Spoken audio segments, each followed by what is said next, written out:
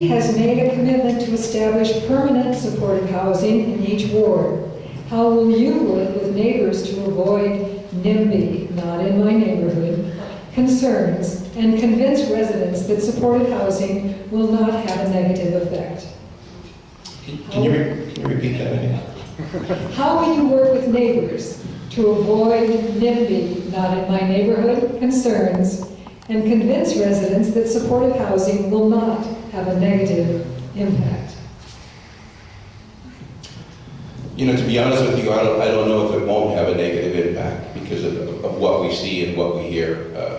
I know personally I wouldn't want a home next to my home that I didn't know what they were doing. So I think all of that has to stem from the front end. We need to be involved, engaged in the beginning of what we're doing, where we're doing it. We need to get buy-in from the local residents.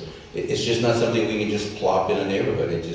It's not going to work. I've seen it happen in Chino, where they ended up doing some things that just were not the right direction to do. So it's all about collaboration, transparency. We need to just be transparent. We need to work together, and in neighborhoods where that will work, and then we go forward. But we just can't be a one answer. We're going to plop it here, and you got to live with it, because we all know that it won't work.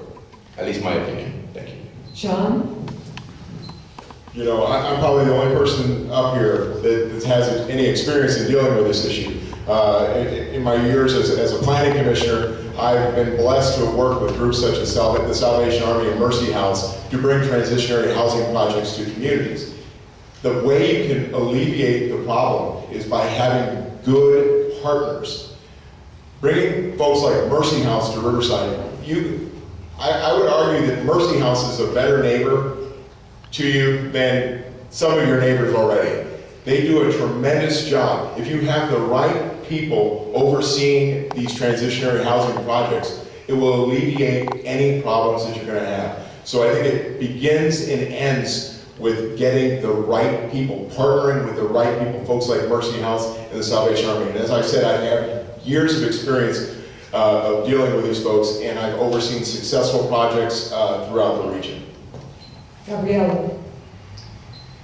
Well, as a school counselor, I see homeless students, parents all the time, and so I think it's our responsibility as a community to ensure that we're helping those that are unsheltered. In Ward 5 specifically, we have a project that could be coming down the line in terms of a project at one of the churches.